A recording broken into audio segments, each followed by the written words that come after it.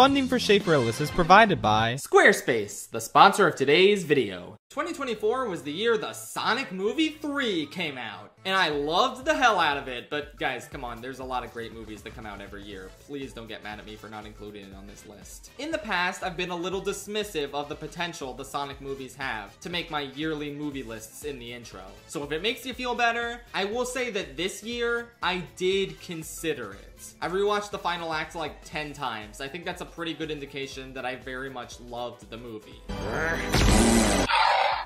Anyway, I expanded my list to a top 20 this year, because there were just so many amazing films I wanted to include. I don't think 2024 overall was as legendary a cinematic year as 2023 was. It's hard to beat a year that gave us new Nolan, Scorsese, Wes Anderson, Miyazaki, etc. films, on top of a lot of other instant classics like Barbie, The Holdovers, Anatomy of a Fall, Across the Spider-Verse, etc. 2024 didn't have as many instantly iconic heavy hitters. But with that said, there still was a lot of incredible stuff this year. Here's a couple honorable mentions. Snack Shack was a really cute teen comedy with immaculate summer vibes. Gabriel LaBelle, you know, the kid from The Fabelmans, was in it and he did great, but not nearly as great as his performance in Saturday Night, a pretty fun ensemble comedy about putting together the first ever Saturday Night Live show. Yeah, I know that sounds cringe, but trust me, he's really good in it and it's pretty fun. Gave me flashbacks to how madcap high school theater could get. Juror number 2 was perhaps the goodest movie of the year, in the sense that they take an amazing premise and they execute it good. Like, it feels like the movie should be amazing based on the premise alone, but it's just kind of good. A solid watch. I don't know, it's cool that Clint Eastwood is still directing at the age of 94, but I feel like someone with energy could have done this concept a lot more justice. Alien Romulus is very derivative with an awful, completely unnecessary CGI deepfake Ian Holm robot, but fun and scary enough regardless. I like Trap because of how silly it was and how it never took itself too seriously, until we got to the second half where it took itself too seriously. I still think it's a good movie overall, but people on Twitter talk about this like it's the holy grail of cinema. And like, sure, I think Shyamalan gets a little too much hate sometimes, but you guys sound like Snyder cultists. I had fun with this movie, but I cannot imagine calling it one of the absolute best of the year. Wallace and Gromit, on the other hand, I can perfectly understand if you think that way. Vengeance Most Foul isn't their best outing. I don't think it holds a candle to Curse of the Were-Rabbit, but it's unbelievably charming regardless. I also thought Inside Out 2 was a nice, worthwhile Pixar sequel for a change. Transformers 1 was pretty good, especially in that last act when it absolutely locks the fuck in.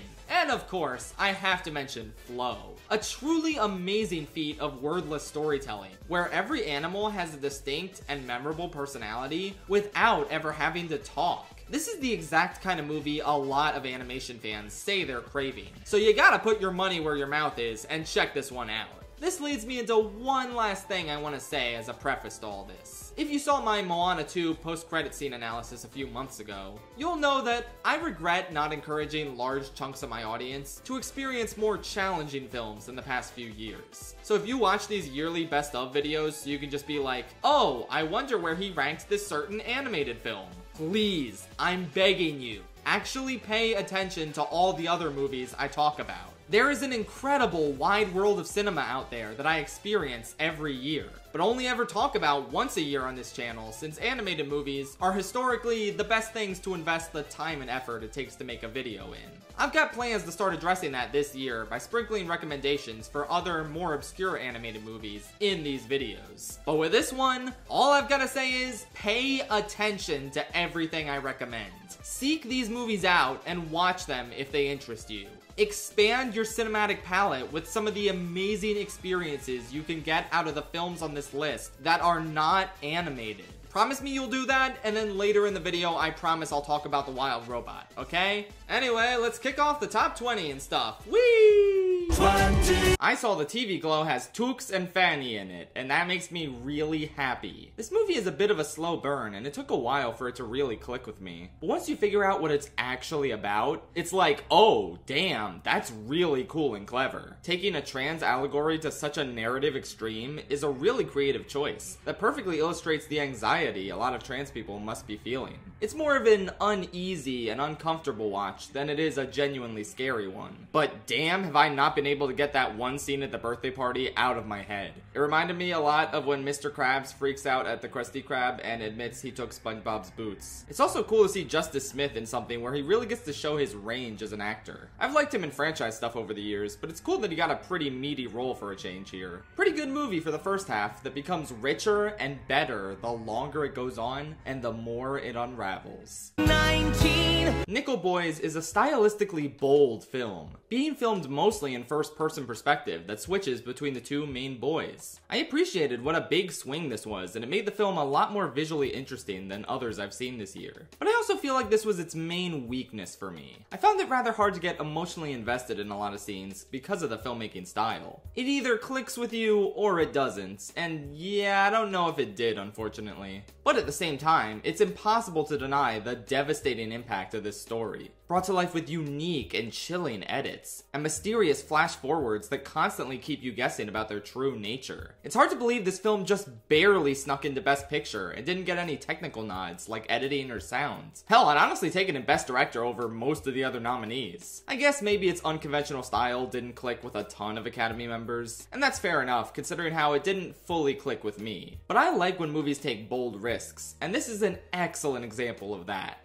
Devastating, often horrific, but a very compelling watch regardless. Dee Dee is arguably a pretty typical coming-of-age movie, but a very well done one with a couple of unique elements that make it stand out. This is one of the first ones I've seen that takes place in the age of the internet, social media and old school YouTube and all that. It's a delight to see this kid frantically delete all his old embarrassing videos before someone checks out his channel. Now that's relatable. I say this, but I still have a lot of my old embarrassing videos up. Oops. This movie is also about Asian self-hatred as this kid desperately tries to distance himself from his Asian heritage, which is pretty heartbreaking and almost certainly rooted in the writer-director's own experiences. There's also pursuing a crush and telling a story that makes everyone so uncomfortable they don't want to associate with you anymore. I cringed so many times watching this, but in a good way. The movie was doing its job by making me cringe. This is a lovely little film that I would definitely recommend to anyone, especially teenagers. Though, the mother in this was the most interesting character by far, and I do wish she had more screen time. I'm gonna be honest, the real reason I made this a top 20 is because I really wanted to include this movie on my best of the year list, but I also really could not justify ranking it above the movies in the top 15, because it is very flawed and awkward at times, and no matter how I go about it, it just doesn't seem justifiable as one of the absolute best movies of the year. But, with that said, the ending bit of Defying Gravity is maybe my favorite movie scene of the year, and something I've rewatched 100 times, so yeah, Wicked is on this list. I still just can't believe how good it was. It single-handedly launched an obsession over a musical I've known about, and not really cared about for over 15 years. Would it have been better if it had a stronger director? Oh, obviously. But to his credit, he did give us a film with immaculate sets and costumes, gorgeous renditions of these classic songs, and outstanding performances. All those attributes don't just come out of thin air, so all I'm saying is, let's just ease up on John M. Chu a little bit. He's not an amazing director, but I wouldn't call him a bad one by any stretch. Cynthia is phenomenal, and Ariana is straight up my favorite supporting actress performance of the year, which I can't believe I'm saying. But goddamn, is she sensational in this. Anyway, I've got a large video related to Wicked in the works, so I will talk more about the minutiae of this film and its performances there. Every other film in the 16 to 20 range on this list, say thank you Wicked, cause without it, you wouldn't be here. And now, time for me to reenact a scene from Wicked. Hey, Elphaba, it's me, Jeff Goldblum. Hey, how's it going? Listen, I want to grant your heart's desire. Can you, tell me what that is? Why, yes, Mr. Goldblum. My heart's desire is to build an amazing website. Well, I'm from the 1930s, I think, so I don't actually know what a website is. Sorry. Oh, okay. And that's the end of the scene. Hope you enjoyed my dramatic reenactment. Hey Lois, that story reminds me of the time there was a Squarespace segment in this video. Squarespace is an amazing online website builder that enables you to create beautiful websites for your business or personal hobby. You can utilize their new design intelligence features to build an amazing, more personalized website tailored to your unique needs, allowing you to create your own digital identity you can use across your entire online presence. Squarespace makes it easy to sell all sorts of things like online courses, blogs, videos, and memberships. Put your content behind a paywall to get recurring revenue. Simply set the price and choose whether to charge a one-time fee or subscription for access. Plus, you can easily manage all your payments in one place with Squarespace Payments. It's super quick and easy. You can get started in just a few clicks and start receiving payments right away. Your customers can use tons of popular payment methods like Klarna, ACH Direct Debit in the US, Apple Pay, Afterpay in the US and Canada, and ClearPay in the UK.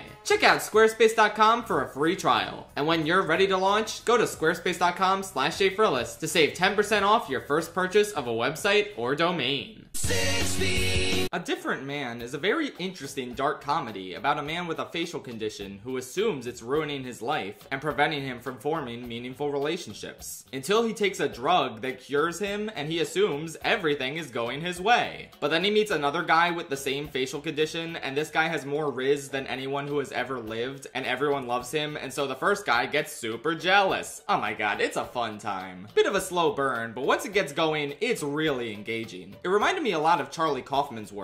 Just this surrealist, simultaneously uncomfortable, and funny film you just can't look away from. Adam Pearson is incredible in this, as is Sebastian Stan. Someone I never knew was this strong of an actor, since I've only ever seen him as the most stoic and kinda boring character in the MCU. And stunningly, this was not his only banger performance of the year. Number 15. I'm surprised at how much I enjoyed The Apprentice, despite not wanting to think about its subject forever for the rest of the time. I think it's so interesting, because it's not a dumb, straightforward, orange man bad narrative. It's a detailed examination of Trump's early career, and how he was largely shaped and molded by Roy Cohn, before overtaking his mentor in relevance and influence. Sebastian Stan also doesn't do an impression here. He obviously mimics a lot of the mannerisms as the film goes on, but first and foremost, he's dedicated to giving a human performance. Monsters aren't born, they are made. And that's especially clear through the influence of Cohn, portrayed within my favorite supporting actor performance of the year, that of Kendall Roy himself, Jeremy Strong. An absolute scene stealer, and despite obviously being the same actor, I never once got a hint of Kendall out of this performance. I know we like to clown on Jeremy Strong for being a little too dedicated to this whole actor shtick, but my god, is he the real deal. It's crazy that he just barely snuck into supporting actor at the Oscars, and he's not the front runner. To be fair, I did like the movie Kieran is in a little bit better, but we'll get to that later. Anyway, yeah, I think this movie is great. Now back to disassociating for the next 4 years. Or longer. Young's just 14. I mean, I couldn't just leave Furiosa off this list, even if the Academy did. I don't get that, man. Fury Road was nominated for like 10 Oscars, including Best Picture and Director. They couldn't even muster one nomination for this one? Well, whatever. It's pretty great. I talked about it a lot in my ranking of every George Miller film, so you can see my extended thoughts there. But to summarize, it's a very different film than Fury Road, which I appreciate since it doesn't just feel like Fury Road light. It's more personal, more meditative, more mythic, featuring a real all-timer performance from Chris Hemsworth in what might be my favorite cinematic villain of the entire year. Dementus is so damn cool, man. The best villain the Mad Max series has to offer. I found myself wishing the pacing was a little different, as I didn't get a ton out of the long opening segment where Furiosa isn't all that significant to the narrative. But overall, I was incredibly engaged by this film. Loved her relationship with Jack, loved the insane action sequences, loves the performances. It's ridiculous how much sauce George Miller still has at the age of 79. Here's hoping he'll finally get to make that last Mad Max movie he's always wanted to. Cause if so, I will be seated. Number 13. A Real Pain is an engaging tragicomedy with a phenomenal performance from Kieran Culkin. I still think Jeremy Strong's performance was better. Team Ken, baby. But oh well, Kieran will probably get the Oscar, and that's well deserved. I think it's funnier conceptually for Roman to be an Oscar winner before Kendall anyway. Anyway, yeah, this movie. It's great. Two Jewish cousins go on a tour of Poland, with Jesse Eisenberg being the awkward one who can't really connect to people, and Kieran being a charming ball of charisma who ultimately can't help himself from alienating people and making them uncomfortable. There's a very interesting dichotomy between both Kieran's two modes and between him and his cousin, and it makes for a movie that's funny and depressingly profound in equal measure. I had a great time with it. Though I think my only real problem is how unsubtle the script can be. They don't really leave any room for you to figure out for yourself what the deal is with Kieran's character. They pretty much spell it out for you, and there isn't a whole lot to discover. I don't think this is a huge deal necessarily, though I was a little disappointed how they perfectly got his character across without words. And then there's still a scene at the end where Jesse Eisenberg basically just spells out for us Kieran's whole deal. I don't know, it wasn't super necessary, but you know what, I can live with it. The two central performances are really good. And hey, Jesse Eisenberg also wrote and directed the film. It's nothing groundbreaking from a directorial perspective, and I do wish he had a little more confidence in what his script was saying non-verbally, but man, I think he's got a great career ahead of him as a storyteller. I may have had some problems with this film, but I just keep coming back to it in my mind. There really is a lot to love about it, and I highly recommend checking it out. 14. 12. 14. I have been told for months by my Brazilian fans to go check out I'm Still Here, and I've wanted to after hearing all these amazing things about it, except it just straight up was never released in the US for a while anywhere. I couldn't even really sail the seas to find it because every time I checked, it didn't have subtitles. I'm pretty sure it getting into Best Picture is the only reason art house theaters near me started playing it, since I haven't seen that same courtesy applied to other foreign films this year. That's kinda sad, but it at least shows that the Oscars do have value in terms of encouraging theaters and distributors to make movies more accessible. Anyway, on to the movie itself. It's fantastic. Just an absolutely gripping and emotional experience that I adored. Not a lot happens for the first hour maybe, but that's great. You get so wrapped up in this idealistic family life. It's so warm, so inviting, but you're also constantly on edge because you know it's all gonna crumble at some points. I kept watching with bated breath, wondering if each scene would be the last happy experience this whole family would have together. And even though I was expecting it, it didn't soften the blow when it actually happens. The second half of the movie is where Fernanda Torres' magnificent Oscar-nominated performance really gets to shine. Watching her dedication to finding the truth and getting it all out there as she hopelessly tries to keep her family together. I felt like some parts of the second half weren't as emotionally devastating as I anticipated, and they could get a little repetitive. But it's still great. I don't want to discount that at all. There's this small scene at a restaurant where the realization finally, almost randomly, kicks in for her. And it's an insanely powerful moment where Torres conveys a lot with a little. I was unbelievably moved by this film, without even knowing it was a true story until the end. And I really think a lot of its power comes from how drawn out the first half is, from how much time you spend with this family living their normal life, and how invested you become in it all. It makes the tragedy all the more potent and impactful. I'm so glad every one of my incredibly sweet Brazilian fans told me to watch this. I might not have gotten a chance to before making this video had it not been nominated for Best Picture. So I'm glad everything worked out in that regard. It absolutely deserves its nomination, and let's hope Carla Sofia Gascon's flagrant racism can tank Amelia Perez's chances of winning International Feature. Give this one to Brazil, baby! Number 11! I was a little skeptical of all the hype Look Back was getting. I mean, how much of a masterpiece can a 57-minute film really be? I started watching it and I was like, oh, it's just Whisper of the Heart again, but not as good. I don't really get the praise, but alright.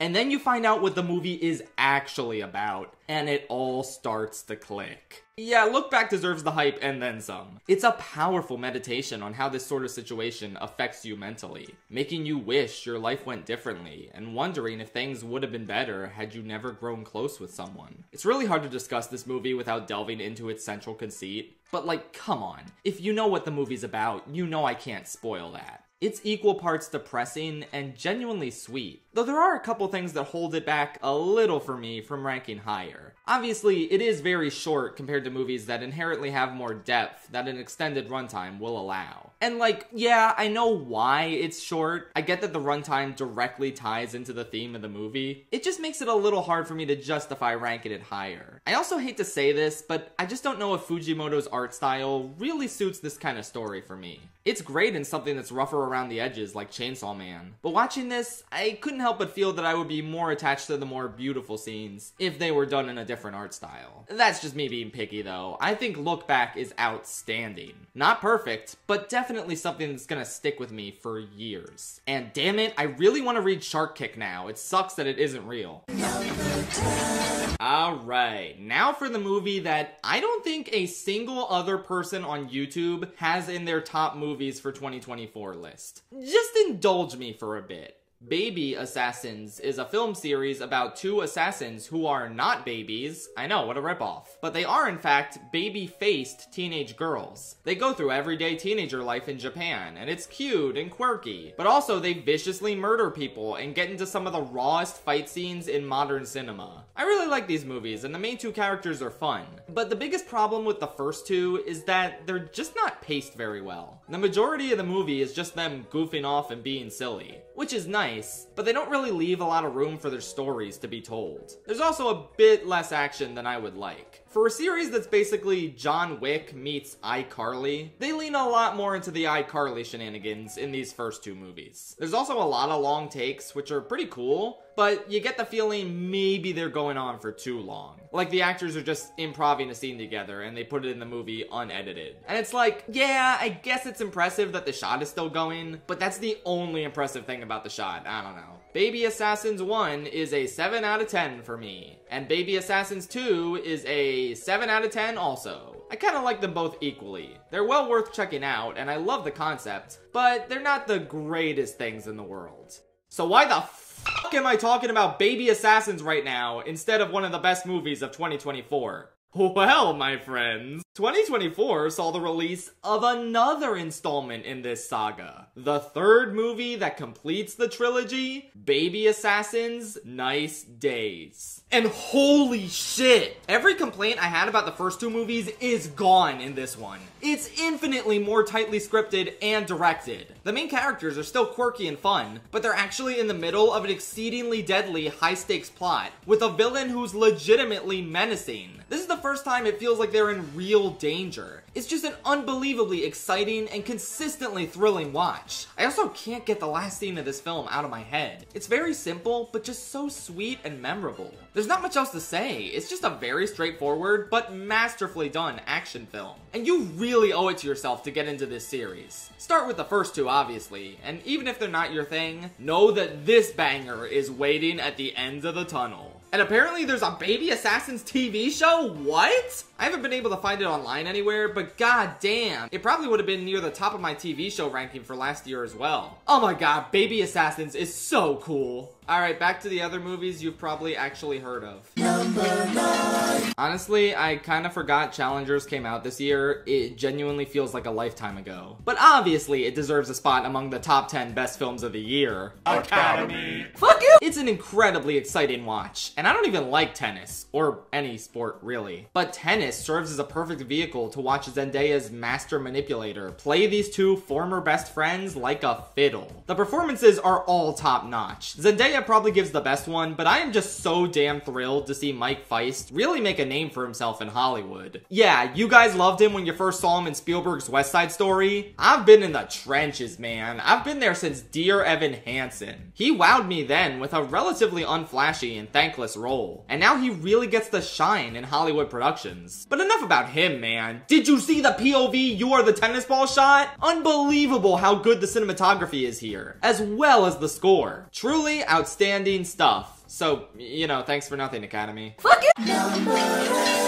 Dune Part 2 is another movie that I kind of forgot came out this year. Damn, I'm sorry, Zendaya. At least the Academy tossed this one some consolation nominations, I don't know. Maybe this is all setting the stage for Dune Messiah to sweep the Oscars. Hell yeah, it's gonna happen for real. Okay, back to Dune. I don't know, man, what do you want me to say? It's fantastic. Every bit as engaging and well-directed as the first film, but with a far more exciting story that feels like the perfect culmination of all the build-up the first film established. I got a lot more out of Timothée Chalamet's performance this time around. He really sells the reluctant Messiah and the furious warmonger in equal measure. He's better here than the performance he actually got nominated for an Oscar for, but whatever. The black and white sequence is staggering. Austin Butler and Javier Bardem both give real standout performances. Christopher Walken was maybe a little distracting, maybe a little too Jeff Goldblum as the wizardy, but it's not a huge deal. There's obviously a lot to love about this movie, but the thing that really sticks out to me is how Fade is billed build up as this ultimate fighter, a real force to be reckoned with that Paul might end up having a horribly difficult time against. And then you get to that final fight, and it just seems so easy for Paul. It's a clever and subversive way to show just how unstoppable our main protagonist has become, and how bad of a thing that truly is. Ooh, this movie's great. I am a bit surprised that it didn't end up making my personal top 5, but I think it does have some pacing issues, and there are a couple changes from the book, which, I mean, I haven't read the book, but reading up on these changes, yeah, I don't know, I kinda wanted to see those elements play out. Overall though, yeah, this rocks. I am so Dune-pilled, and I am seated for Messiah. Memoir of a Snail genuinely shocked me with how adult and absolutely fucking depressing it is. I thought it was gonna be a cute stop-motion movie about a snail, but instead it's about a young woman constantly getting beaten down by the world, losing everyone she ever loved, going through some truly horrific experiences that made me sick to my stomach. The perfect movie to nominate next to Inside Out and Wallace and Gromit. Yeah, don't show your kids this, it actually is R-rated and can be a bit disturbing. But with that said, it's such a richly detailed film, both in the stunning animation and the complete portrait it paints of a life filled with hardship, yes, but also hope, friendship, community. It's a truly beautiful and inspiring film that expresses how there will always be a light at the end of the darkness, even if you don't think you'll ever see it. What I'm trying to say is never kill yourself. This is a powerful and amazing movie that shattered and uplifted me at the same time. Anchored by a really strong central vocal performance by Sarah Snook. I didn't even recognize her, and I've watched all of Succession 3 times. God damn, is she a good voice actress. And regular actress. Anyway, yeah, watch this movie, especially if you're an animation fan. You will get a lot more out of this than you would from like Moana 2 or the Garfield movie. Number 6. Yeah, The Wild Robot is my favorite animated movie of 2024. I'm basic. Memoir of a Snail really did come close. Like, these two films are practically neck and neck for me. But ultimately, I gave this one the edge because I prefer a lot of its technical aspects, like the animation style and the score. It's a simple story that manages to be incredibly moving, exciting, magical. Oh man, it is so nice when DreamWorks makes something on this caliber. Anyway, I have a whole video on this movie, so just watch that for more details. And really, if you watch my channel, you probably have already seen this. It's wonderful. But there are a few movies this year I liked better that are not animated? What? Oh my! Number 5. Dude, I cannot believe Sing Sing missed out on Best Picture. It is so much better than more than half of these nominees. Just an unbelievably powerful story about the meaningful impact that theater can have. Hell yeah, baby, I love theater so much. It is so damn life-changing, you guys have no idea. Specifically, this is about a theater program at Sing Sing Maximum Security Prison. We get to see these prisoners coping with their situation by expressing themselves artistically. And what's really cool is that a lot of the actors in this movie are actual former prisoners playing themselves, living proof of how life-changing and incredible theater truly is. Colman Domingo gives my favorite lead acting performance of the year, capturing someone so dedicated to his craft and so good at using it as a form of escapism before this comes crashing down on him in a devastating manner. Truly transcendent stuff. But, you know, he's a professional actor, it's to be expected. Clarence Macklin is one of the formerly incarcerated individuals who plays himself in this movie, though. And the fact that he can go toe-to-toe with Coleman while having a noticeably similar screen presence is just remarkable. I'm upset he didn't get nominated for supporting actor, but he is nominated for helping to write the screenplay,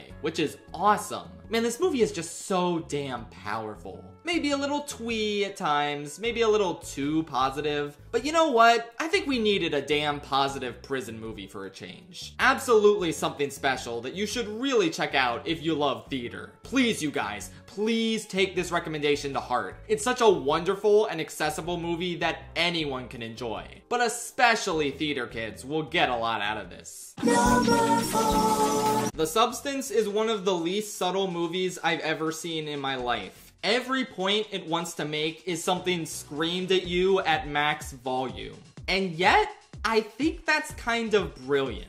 Much like Barbie last year, I watched this as more of a goofy gonzo delight, instead of an important, subtle feminist work that's meant to inspire a ton of discourse about its deep themes and messages. I mean, this film is silly up the wazoo. At one point, Sue goes on a talk show, and it's just called The Show. Like, come on, that's funny. There's a New Year's special billboard that just so happens to be directly outside of Elizabeth's apartment, so she's forced to see it at all times. And the show doesn't even have a name, it's just New Year's Eve show. Not only that, but they update it daily, so at one point it says tomorrow at 9, and then they change it so it says tonight at 9. Do you think in real life they would update a billboard like that every single day? No, they would just throw up the date and time and then leave it alone. But this is a perfect example of the ridiculous, heightened reality this movie exists in. It makes it so easy to buy every single wacky thing that happens. How does Sue know how to construct a secret room to stuff Elizabeth's body in? How does elderly hunchbacked Elizabeth run so goddamn fast? None of this matters, dude. It's a silly horror film. And I just had an absolute blast with it. Its lack of subtlety is kind of a boon. And I loved how crazy and creepy the effects got.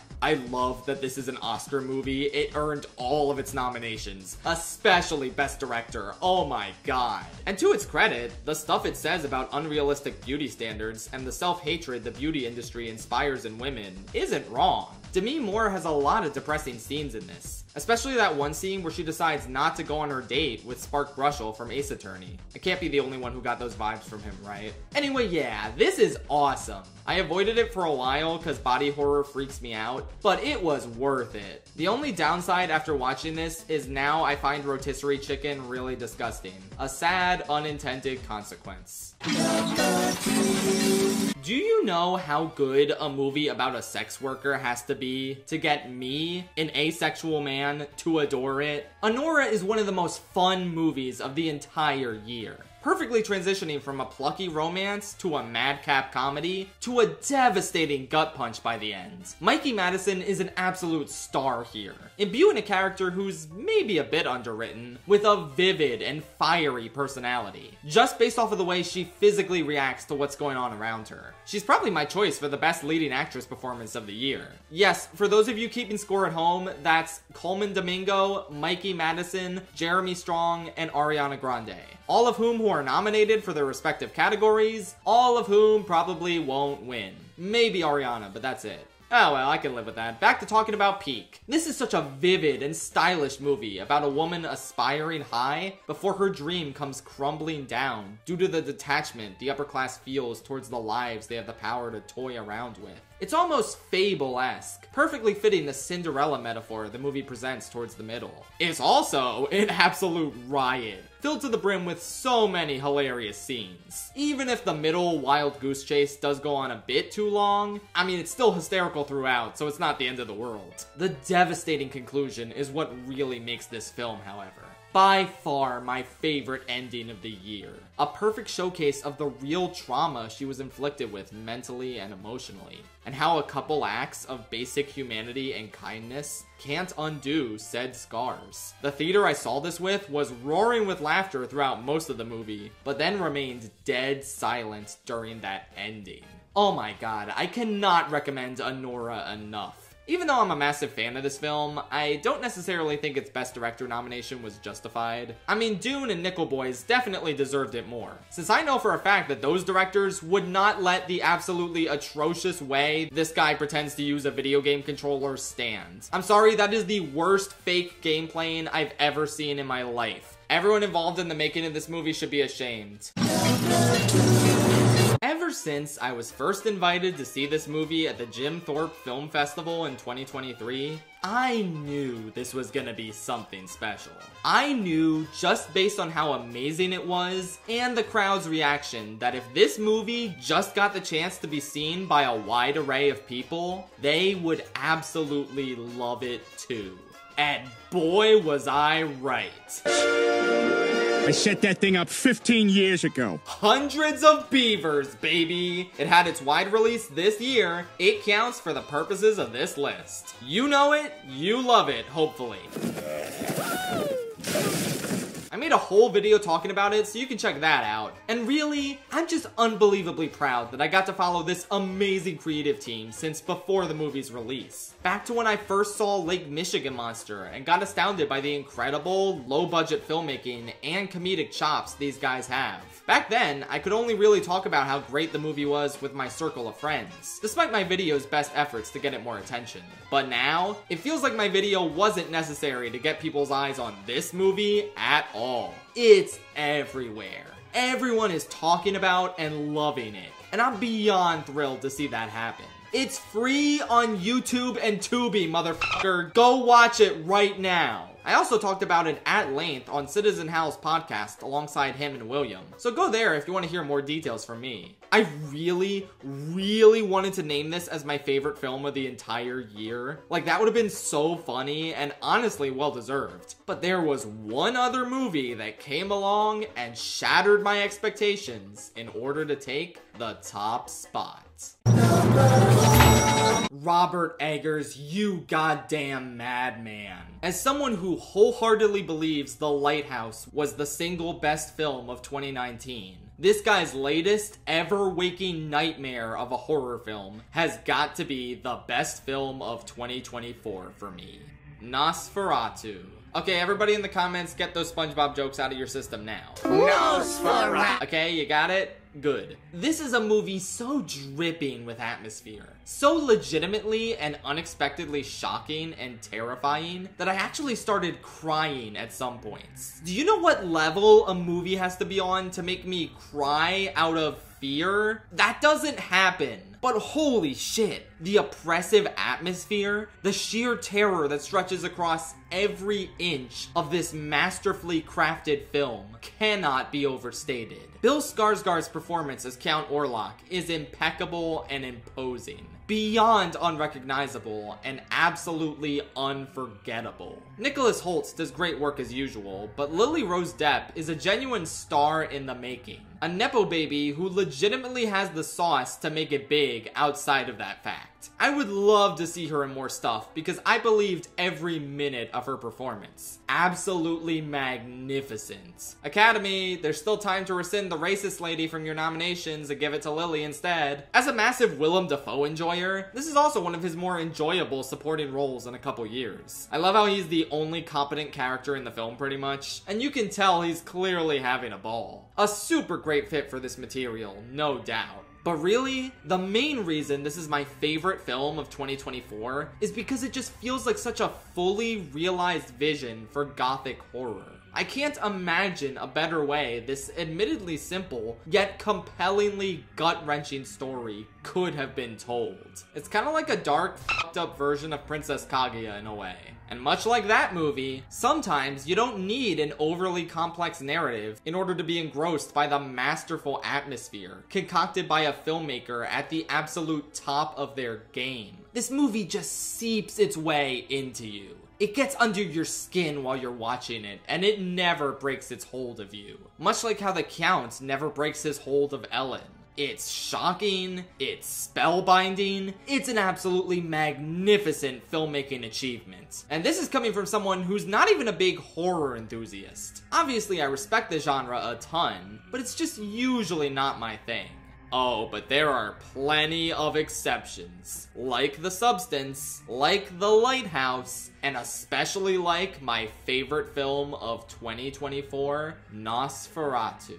Well, that's my list. Now actually check out these movies. If the only one of these movies you've seen is The Wild Robot, I will break into your house and make you feel unsafe. Anyway, see you guys after the Oscars for my recap of that soon-to-be fiasco, I bet. Good night, Tri-State area.